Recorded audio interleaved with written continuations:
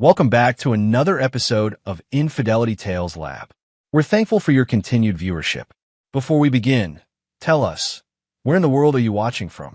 We love knowing our global reach. Now, let's dive into today's story. Chapter 1, Shattered Reality. Russell Mercer never saw the truck coming. One moment, he was driving home from his construction company's biggest project celebration. The next, his world exploded in a cacophony of screeching metal and shattering glass. His last conscious thought was of Adrienne, his wife of 12 years, and how he needed to call her. Then darkness. When Russell partially regained consciousness in the ambulance, he caught fragments of urgent voices, multiple fractures, internal bleeding, need to operate immediately. Dr. Hannah Ramirez leaned over him in the emergency room, her eyes reflecting both compassion and concern. "Mr. Mercer, we need to perform emergency surgery. Do you understand?" Russell managed a weak nod before the anesthesia pulled him back into darkness. Hours later, Dr. Ramirez stood outside the ICU, her surgical scrubs still stained with Russell's blood. She dialed the emergency contact number in his phone. "Mrs. Mercer, this is Dr. Ramirez from Lakeside Memorial Hospital. Your husband has been in a serious accident." Adrienne's voice sounded strangely detached. "What happened?" "Head-on collision. He's stable but critical. Multiple fractures, internal bleeding. We've performed emergency surgery." "I see." The doctor frowned at the lack of urgency in the woman's voice. "Mrs. Mercer, you should come to the hospital immediately. Your husband is in serious condition." "I can't right now. I'm walking my new dog." Dr. Ramirez blinked in disbelief. "Mrs. Mercer, I don't think you understand. Your husband might not survive the night." "I'll try to come tomorrow," Adrienne replied flatly. Disturbed, Dr. Ramirez called Russell's second emergency contact, his parents. Samuel Mercer answered on the third ring. "Hello, Mr. Mercer. This is Dr. Ramirez from Lakeside Memorial. I'm calling about your son, Russell. What's happened?" "He's been in a serious accident. He's critical but stable. We've performed emergency surgery." "Oh my." Samuel's voice lowered to a whisper, seemingly speaking to someone else. "It's Russell. Accident. Hospital." A muffled conversation followed before Samuel returned to the line. "We're rather tied up at the moment." "Did you call Adrienne?" "Yes, but she said she couldn't come." "Well, if she's not going then." His voice trailed off. Dr. Ramirez's professionalism barely contained her shock. "Mr. Mercer, tonight might be his last. I strongly urge you to reconsider." "We'll try to visit when we can," Samuel replied before hanging up.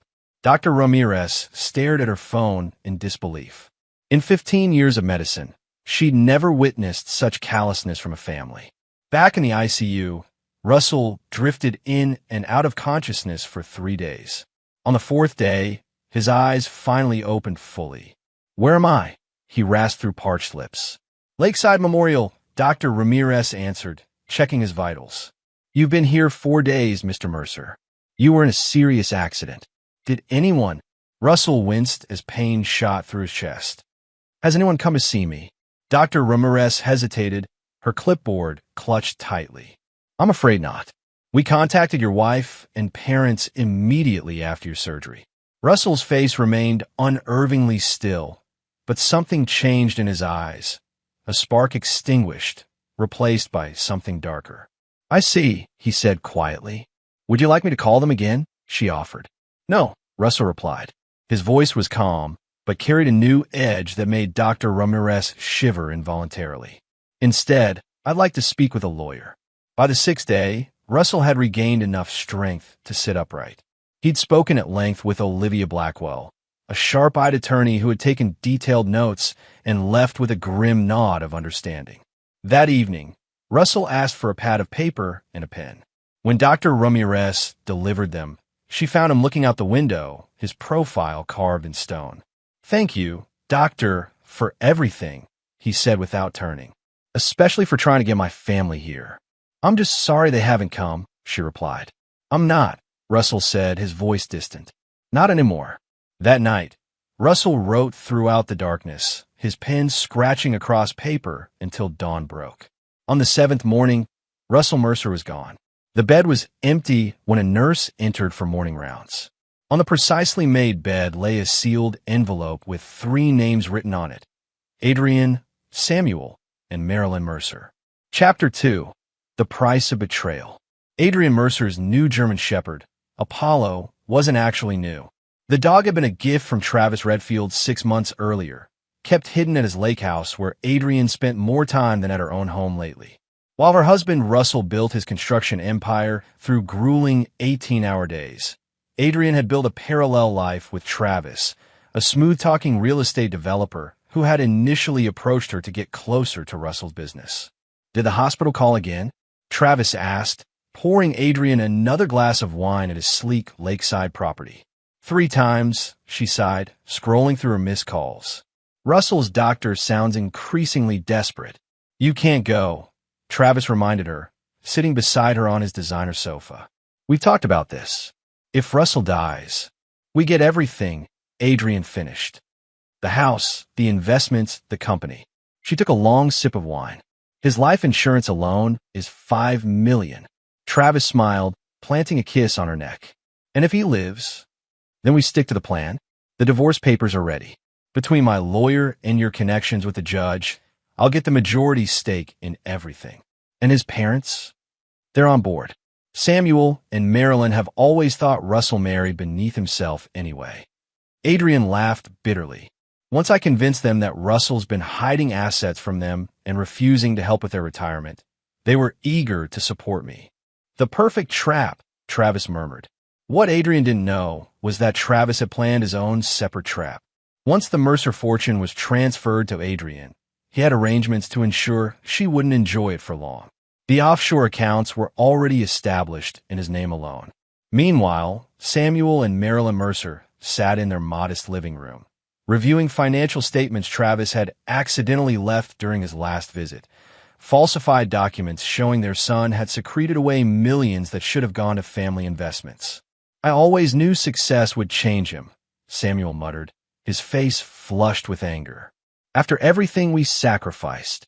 "Adrian said he's been talking about cutting us off completely," Marilyn added, repeating the lie Adrian had carefully planted over Sunday dinners. Samuel shook his head. "If what Adrian and Travis showed us is true, we're entitled to at least half of those hidden accounts." The irony was that Russell had actually set up a generous trust for his parents' retirement, scheduled to be revealed on their upcoming anniversary, a surprise now destined never to be discovered. Across town, Calvin Weiss sat in his small apartment, staring at hospital records that shouldn't have been accessible to a mid-level IT administrator. As Russell's childhood friend and the only person who had remained loyal when Russell rose from humble construction worker to company owner, Calvin had been monitoring Russell's condition through backdoor hospital database access. "What the hell are you playing at, Russ?" he muttered, noting that his friend had checked himself out against medical advice. His phone buzzed with a text from an unknown number. "Storage Unit 447. Code, November 27th, 82. Come alone. R."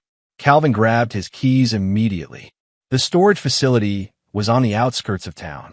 Unit 447 contained only a sealed envelope and a burner phone. The envelope held detailed documentation, bank statements, photos of Adrian and Travis together dating back 2 years, recorded conversations, and falsified documents that had been shown to Russell's parents. The phone rang in Calvin's hand. "Russ." Calvin answered. "They left me to die, Cal." Russell's voice was different, hollow yet somehow charged with purpose. "Jesus, Russ. Where are you? You should be in the hospital. I need 3 things from you." Russell continued as if he hadn't heard. "First, don't tell anyone I contacted you. Everyone needs to believe I'm missing, possibly dead. Second, access the backup server and retrieve all records from Project Lakeside Towers. Every contract, every payment, every signature. Third, contact Olivia Blackwell. She's expecting your call." "Russ, what's happening? What are you planning?" There was a long pause. "Justice, Cal. Nothing more, nothing less." The line went dead, leaving Calvin staring at the mountain of evidence documenting the elaborate betrayal orchestrated against his friend. At that same moment, Dr. Ramirez received a package by courier, A letter thanking her for her care along with documentation proving Russell had secretly paid off her substantial medical school debt. Attached was a note. Some debts should be forgiven. Others must be paid in full. Chapter 3. The Vanishing. 1 week after Russell's disappearance from the hospital, Adrian finally decided it was time to make an appearance. Maintaining the facade of a concerned wife had become necessary after Dr. Ramirez had called twice more, her tone increasingly suspicious. Accompanied by Travis, introduced as a family friend, and Russell's parents, Adrian strode in a lakeside memorial with practiced concern etched on her face. "I'm here to see my husband, Russell Mercer," she told the receptionist. The woman gave her an odd look. "Let me call Dr. Ramirez." Minutes later, Dr. Ramirez appeared, her expression neutral but eyes burning with barely concealed contempt. "Mrs. Mercer, after a week, you finally arrived." "We came as soon as we could," Samuel interjected defensively. "Of course," Dr. Ramirez replied coldly. "Well, you should know that your son, your husband, checked himself out yesterday against medical advice." "What?" Adrienne's shock was genuine. This wasn't part of the plan. How could you let him leave in his condition? "As his doctor, I strongly advised against it, but as a legal adult who hadn't lost cognitive function, it was his right." Dr. Ramirez held out an envelope. "He left this for you." Travis stepped forward. "Who authorized his release?" Dr. Ramirez's eyes narrowed. "And you are?" "Travis Redfield, family friend." "Well, Mr. Redfield, patient releases don't require outside authorization. Now, if you'll excuse me, I have patients who actually receive visitors." She turned and walked away. Adrian tore open the envelope with trembling fingers. Inside was a single sheet of paper with 3 lines of text. "I know everything. I forgive nothing. I'm coming for what's mine." The color drained from her face. "What is it?" Samuel demanded, snatching the note. His face paled as he read it, then passed it to Travis. Travis crumpled the paper in his fist. "This changes nothing. He's injured, disoriented, probably making empty threats from some motel." "He knows," Adrian whispered. "Knows what?" Travis hissed, glancing around to ensure no one was listening. Before she could answer, a hospital security guard approached. "Mrs. Mercer? Detective Morales would like to speak with you." In a small conference room, Detective Victor Morales sat reviewing a file. His weathered face gave nothing away as they entered.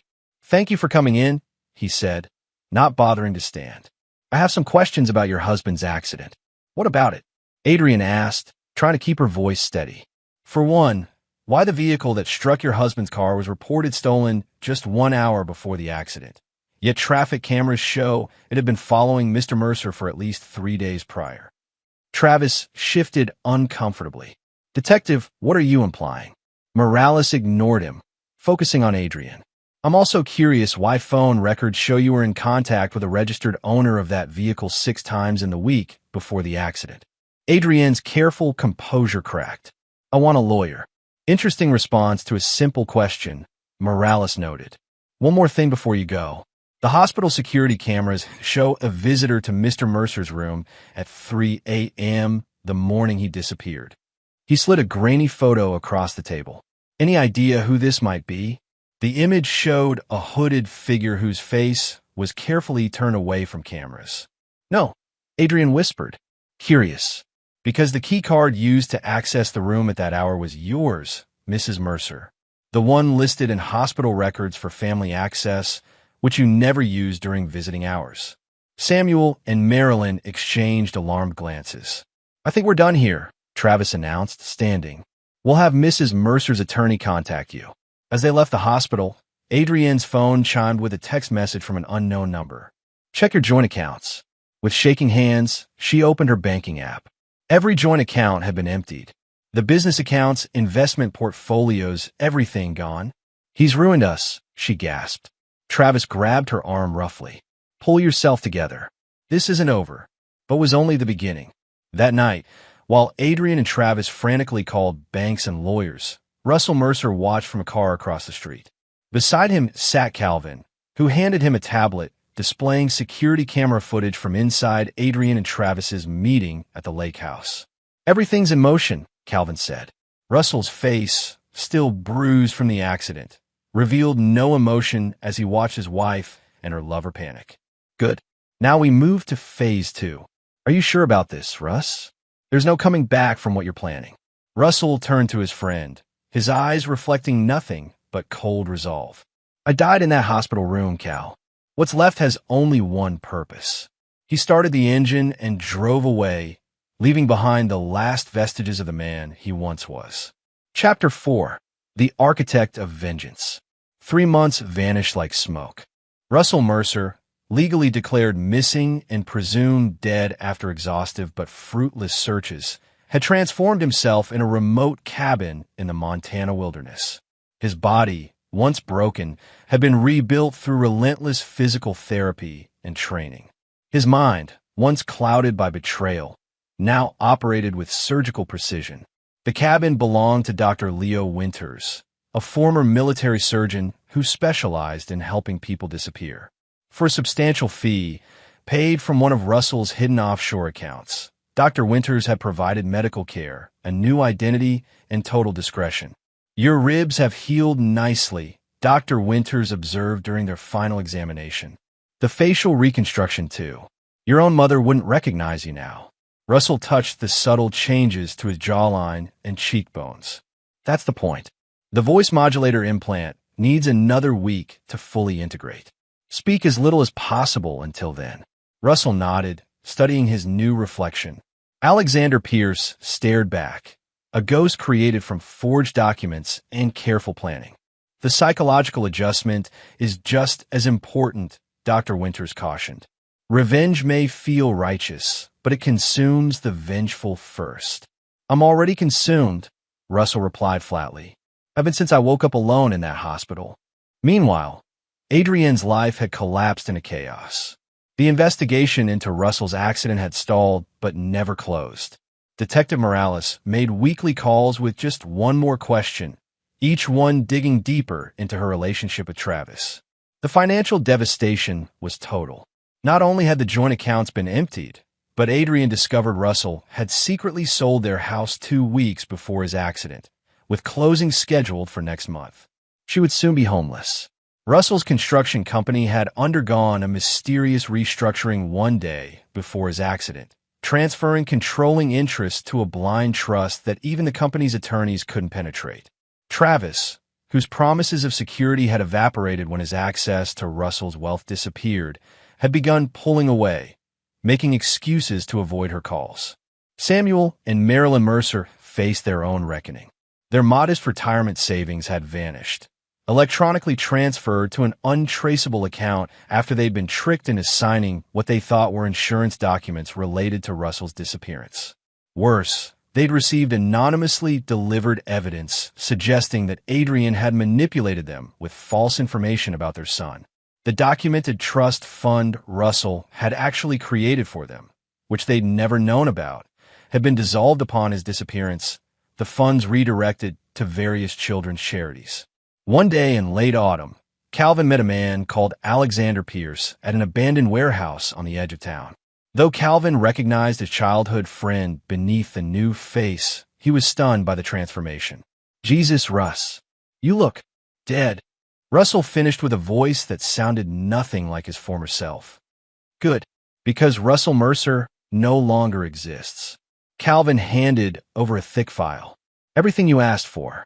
Travis Redfield's complete history. The man's made enemies everywhere. His real estate developments are mostly money laundering operations for the Costia crime family. They don't know he's been skimming. Russell nodded. And the special project? Coded and ready.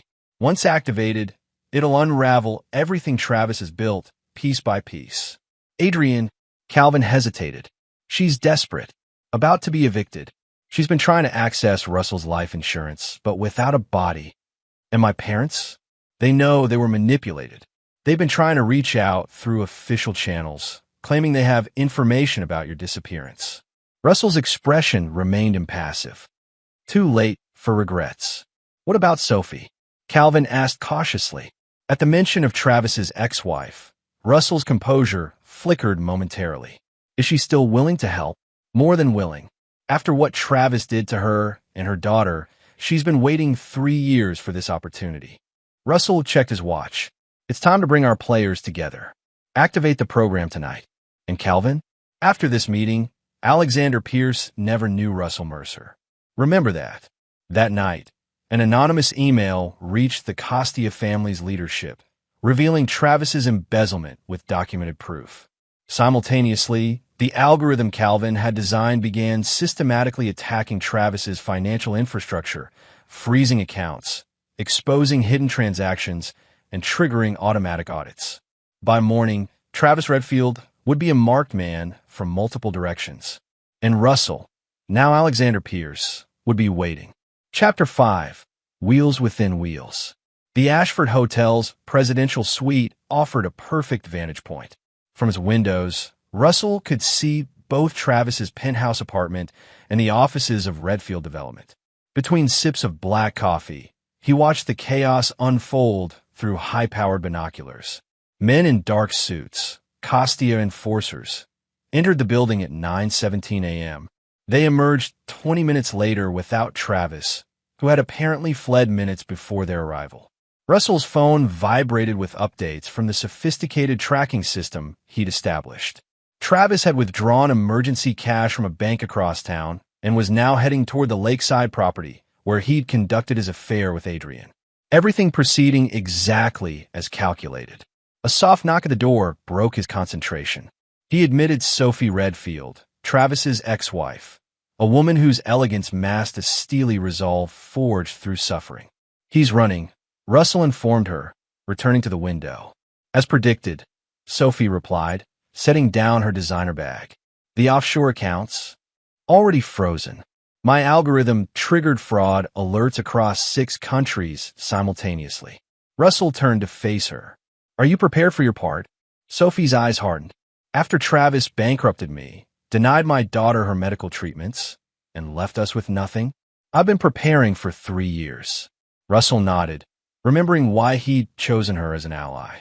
When investigating Travis's past, he discovered Sophie's story, how Travis had systematically drained their marital assets while their daughter Lily battled leukemia, then abandoned them both when the medical bills mounted.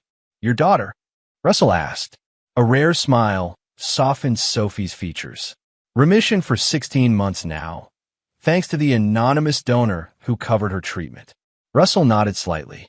The $5 million he'd diverted from his own life insurance policy, converted to cash before his disappearance, had been put to better use than Adrian and Travis had intended. "Once this is done," Russell said, "the remaining trust fund will secure her future permanently." Sophie studied him. "You know, for someone orchestrating such elaborate revenge, you've shown remarkable compassion to uninvolved parties." "This isn't about punishing innocents," Russell replied. "It's about justice precisely measured." His phone buzzed again. "Adrian is moving too, heading to the lake house. The desperate wife seeking shelter with her lover," Sophie observed. "Right into your trap." "Not my trap," Russell corrected. "Their own." Across town, Detective Victor Morales received an anonymous package. Inside, he found meticulously documented evidence connecting Travis Redfield to the stolen vehicle that had struck Russell Mercer's car, along with bank transfers linking both Travis and Adrian to the driver, a career criminal now mysteriously deceased. Morales immediately assembled his team. "We've got enough for arrest warrants. Move now." Meanwhile, Samuel and Marilyn Mercer sat in their kitchen, staring at the foreclosure notice.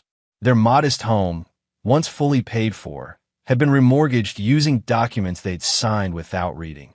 Papers Adrian had assured them were related to Russell's business.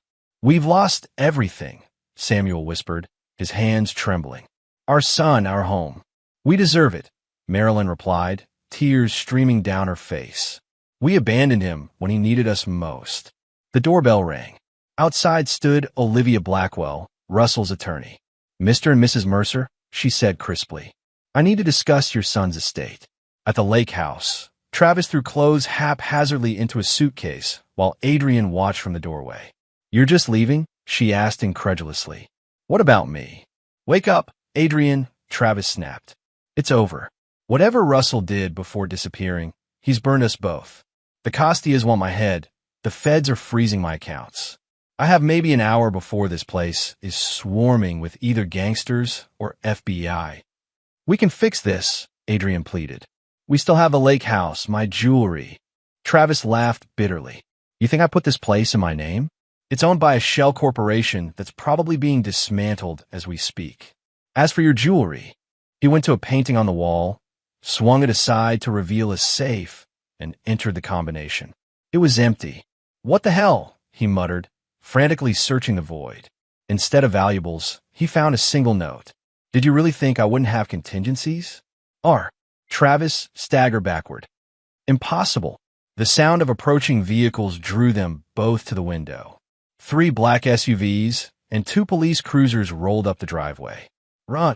Travis grabbed his half-packed bag and bolted for the rear exit. They never made it to the dock. Police officers swarmed from all directions, weapons drawn. Travis Redfield, Adrian Mercer, Detective Morales called through a bullhorn. You are under arrest for conspiracy to commit murder, attempted murder, fraud, and embezzlement. As they were handcuffed and placed in separate vehicles, neither noticed the nondescript sedan parked just beyond the police barricade, nor the man watching impassively from behind tinted windows. Russell started his car. Phase 2 was complete. Now for the final act. Chapter 6, The Spider's Web. The county detention center's interview room was deliberately uncomfortable. Hard metal chairs, fluorescent lighting that buzzed incessantly, and a persistent chill that seeped through thin prison uniforms. Adrian Mercer sat shivering, her once perfect appearance now marked by shadows under her eyes and limp, unwashed hair. 3 days in custody had stripped away her polished veneer. The door opened to admit a man she'd never seen before, tall, with angular features and eyes that seemed somehow familiar despite their steel-gray color. Mrs. Mercer? Alexander Pierce, special financial investigator. His voice had an unusual timbre, almost mechanical in its precision. I have some questions about your husband's assets. Adrian straightened. Have they found Russell? No, Pierce replied, arranging documents on the table. But we've uncovered interesting financial movements preceding his disappearance. I don't know anything about Russell's finances, she lied. He handled everything. Pierce smiled thinly. Yet phone records show you had 17 calls with Maxwell United Bank in the week before your husband's accident, specifically with their department handling overseas transfers. Adrienne's composure slipped. I want my lawyer present. Of course. Pierce nodded, gathering his papers. But you should know, Travis Redfield is cooperating fully. His statement paints you as the architect of everything, including the attempt on your husband's life. He's lying. Adrian slammed her palms on the table. It was his idea from the start. Pierce paused at the door. I'll note your willingness to discuss Mr. Redfield's involvement. We'll continue this conversation with your attorney present. In an identical room down the hall, Travis Redfield was equally disheveled, but considerably more calculating. When Pierce entered, Travis immediately assessed him as someone who might be manipulated. Mr. Pierce, thank God. I've been trying to explain. I'm a victim in all this. Pierce sat down, his movements deliberate. A victim who happens to have paid $50,000 to the driver who rammed Russell Mercer's vehicle. That's an interesting definition of victimhood. Travis paled. That money was extortion. Adrienne's brother threatened to expose our relationship if I didn't pay him. Adrian doesn't have a brother, Mr. Redfield. Travis's calculated facade crumbled. Look, I can help you find where Russell hid the real money. There's millions unaccounted for. Why would I be interested in that? Pierce asked mildly. Travis leaned forward conspiratorially. Everyone has a price. Help me get a deal, and I'll make it worth your while. Pierce stood abruptly. Mr. Redfield, I'm not who you think I am. For just a moment, his voice modulator disengaged, and Russell's true voice emerged. But then, neither are you. Travis recoiled in shock. Russell, but Pierce had already left, the door closing with a final sounding click. Across town, Samuel and Marilyn Mercer sat in Olivia Blackwell's sterile office, bewildered by the documents before them. I don't understand, Samuel said. These show Russell created a trust for us years ago. He did, Olivia confirmed. $5 million, untouchable by creditors, divorce settlements, or criminal proceedings. But we were told he was hiding money from us, Marilyn whispered. You were lied to, Olivia stated flatly, by people who knew exactly how to manipulate you against your own son. Samuel covered his face with trembling hands. We abandoned him, our own son, fighting for his life, and we believe the worst without question. The trust has specific conditions, Olivia continued dispassionately. You can access the funds for basic living expenses only. The principle remains intact until particular conditions are met. What conditions? Marilyn asked. Olivia slid another document across the desk. You'll need to read this letter first. The letter, written in Russell's hand, detailed every manipulative lie they had believed, every moment they had chosen Adrienne's fabrications over their son's lifetime of demonstrable love and support. It was clinical, factual, and devastating in its accuracy. He knew, Samuel whispered. Even before the accident, he knew they were poisoning us against him. Not entirely, Olivia corrected. The original trust had no such conditions. Those were added the day he checked himself out of the hospital. That night, Russell stood on the balcony of his hotel suite, watching the city lights while Sophie poured 2 glasses of whiskey. Adrienne and Travis have turned on each other completely, she reported, handing him a glass. Their attorneys are practically racing to the prosecutor's office with new accusations daily. And the Costia family? Still looking for Travis. The evidence you planted linking him to informing on their operations has them particularly motivated. Even if he somehow escapes conviction, he'll never be safe. Russell nodded. The final phase begins tomorrow. Are you sure about this part? Sophie asked carefully. It seems excessive. Justice often does, Russell replied. Each will face precisely what they deserve. No more, no less. And after? Sophie studied him over a glass. What does Alexander Pierce do when this is finished? Russell gazed out at the city, the place where Russell Mercer had built a life, a marriage, a company, all now ashes. Alexander Pierce disappears. As for what comes after, I haven't decided. You could start over, Sophie suggested. You're wealthy, unrecognizable, officially dead. Perfect freedom. There's no starting over, Russell replied quietly. Only moving forward. In the darkness, he raised his glass. To justice, precisely measured. Sophie clinked her glass against his. To justice. Neither mentioned the emptiness that would remain when justice was finally served. Chapter 7. Checkmate. The courthouse buzzed with anticipation. After months of legal maneuvering, bail hearings, and increasingly desperate attempts by both defendants to implicate each other, the joint trial of Adrienne Mercer and Travis Redfield for the attempted murder of Russell Mercer was finally beginning. Reporters clustered near the entrance, hoping for a glimpse of the defendants who had become media sensations. The story had everything: sex, betrayal, attempted murder, and a missing victim presumed dead. Inside, Alexander Pierce sat in the back row of the gallery, unremarkable in his gray suit, just another spectator to the legal proceedings. Only Calvin, seated several rows away as planned, knew his true identity. The bailiff called for all to rise as Judge Martha Kimball entered. Known for her no-nonsense approach and scrupulous adherence to procedure, she was exactly the judge Russell had hoped would be assigned. The prosecutorial team was led by District Attorney Helena Ward, whose reputation for methodical case-building made her formidable. Russell had anonymously provided her office with a roadmap of evidence so comprehensive that the case practically built itself. As Adrienne and Travis were led in separately, Russell noted how thoroughly their appearances had deteriorated. Adrienne's designer clothes had been replaced by a modest skirt and blouse, an attempt to appear humble and sympathetic that clashed with her innate arrogance. Travis, meanwhile, had adopted the look of a broken man, hoping for sympathy where none would be forthcoming. Neither defendant looked at the other. After opening statements, D.A. Ward called her first witness, Detective Victor Morales. Detective, please describe the evidence that led to the arrests of the defendants. Morales detailed the financial trail connecting both defendants to the driver of the truck, phone records showing coordination before the accident, and the damning text messages recovered from their devices. During cross-examination, Adrienne's attorney attempted to distance her from the conspiracy. "Isn't it true that my client never directly communicated with the driver of the vehicle?" "She didn't have to," Morales replied.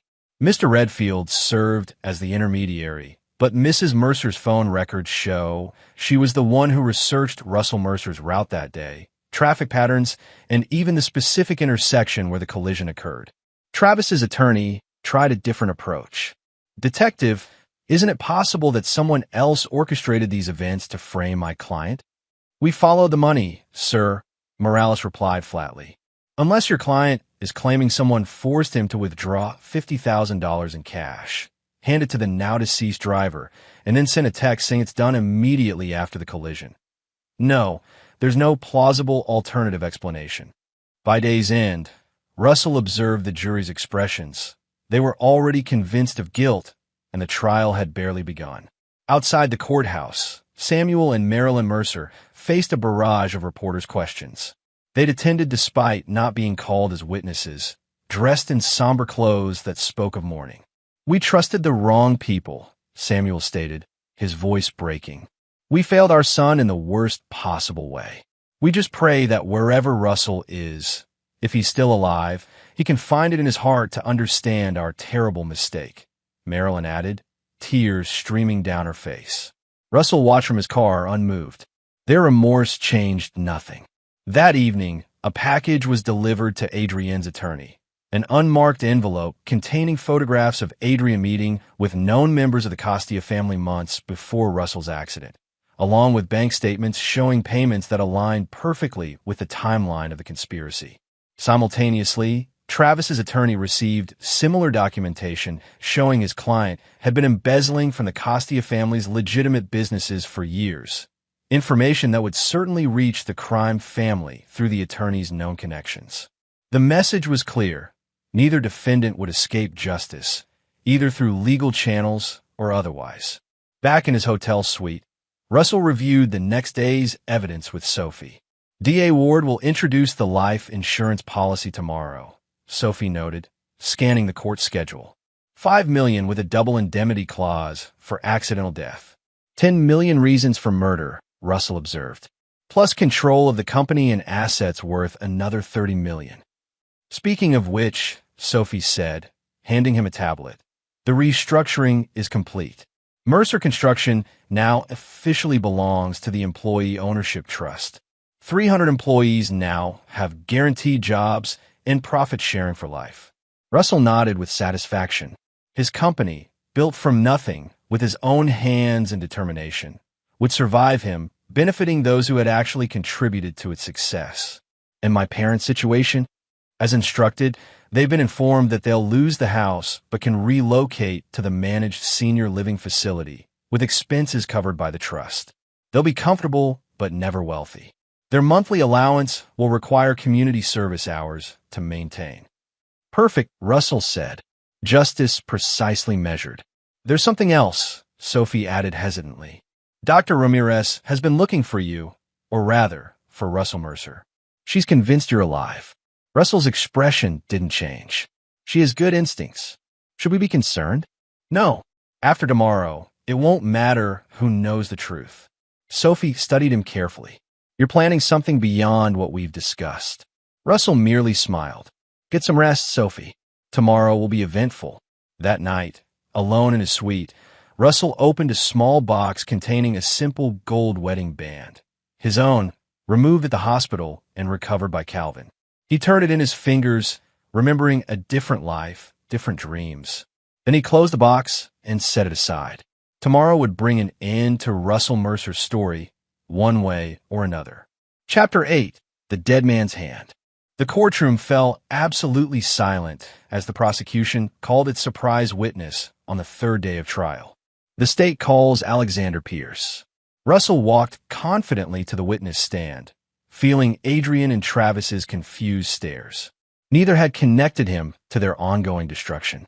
After being sworn in, D.A. Ward began her questioning. "Mr. Pierce, please state your occupation." "I'm a forensic financial investigator specializing in complex fraud schemes." And were you hired to investigate matters related to Russell Mercer's finances? Yes, by Olivia Blackwell, Mr. Mercer's attorney, shortly after his disappearance. What did your investigation reveal? Russell detailed the elaborate financial maneuvers that had occurred in the months before his accident, careful to speak of himself in the third person. Mr. Mercer had apparently discovered the conspiracy against him approximately 3 months before the attempt on his life. He began systematically protecting his assets, creating employee trusts, and documenting the betrayal. Objection! Adrienne's attorney shouted. Speculation as to what Mr. Mercer knew or didn't know. Sustained, Judge Kimball ruled. The witness will restrict testimony to financial movements, not presumed motives.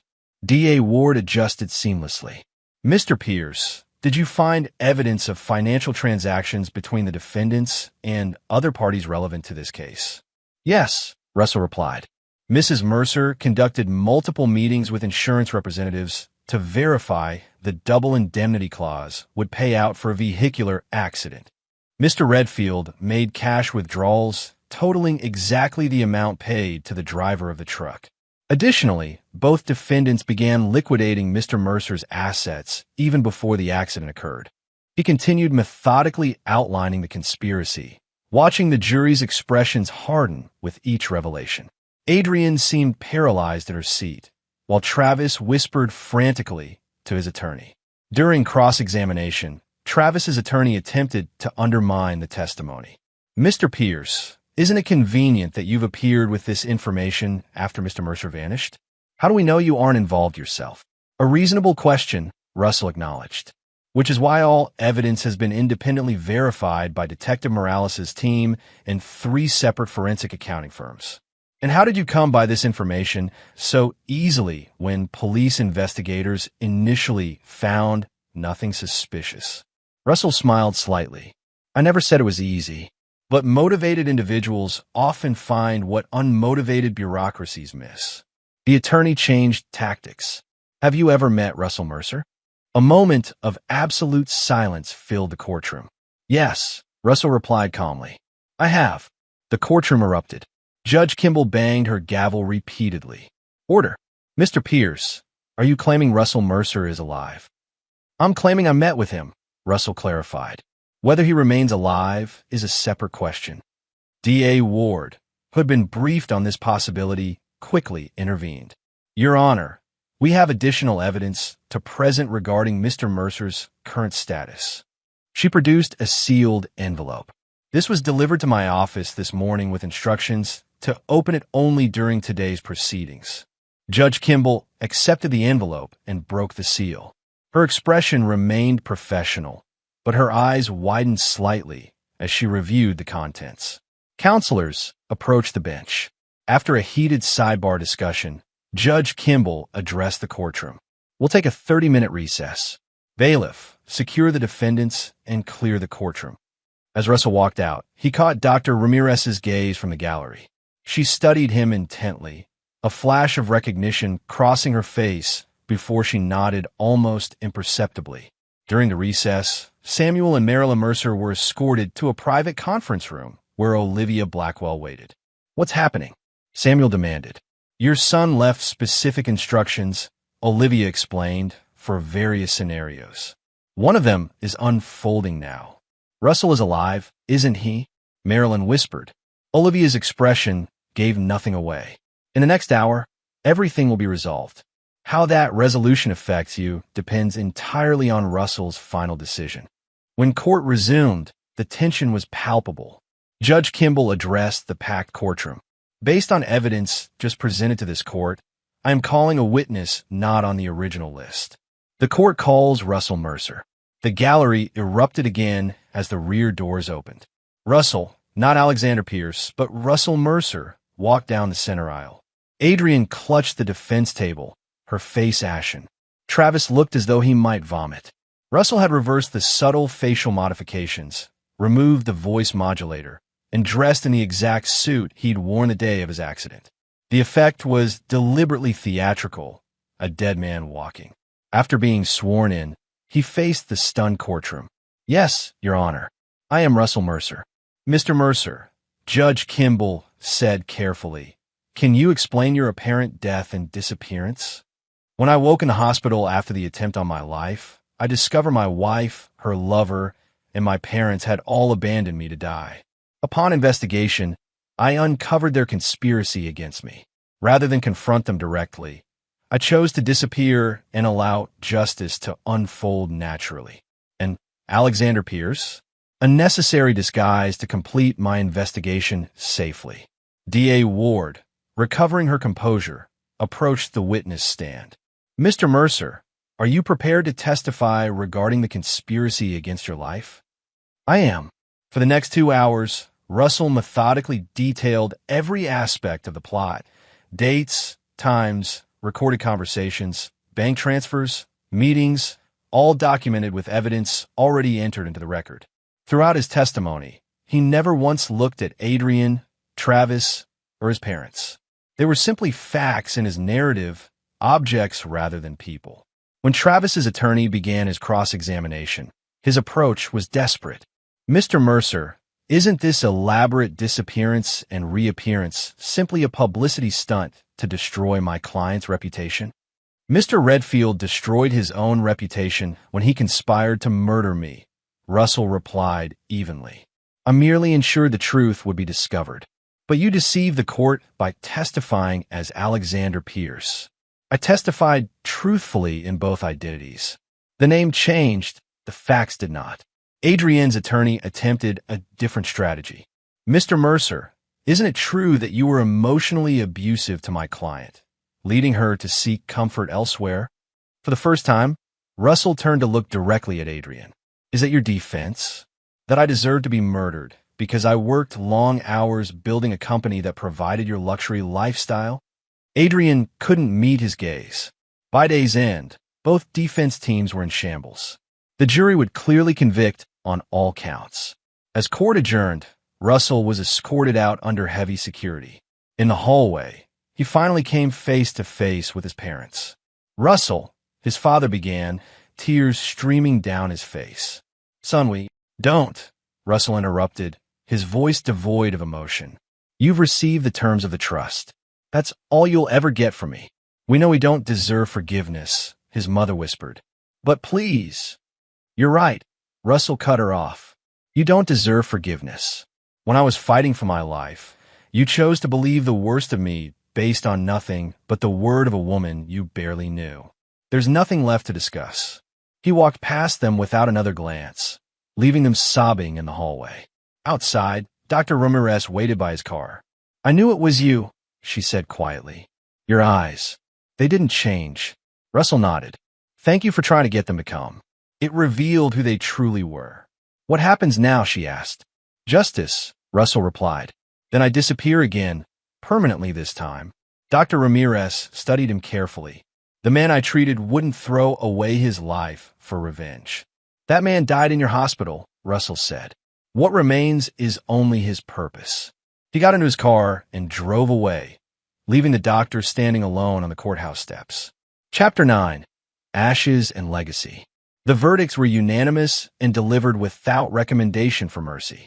Adrian Mercer and Travis Redfield, guilty on all counts, including conspiracy to commit murder, attempted murder, fraud, and embezzlement.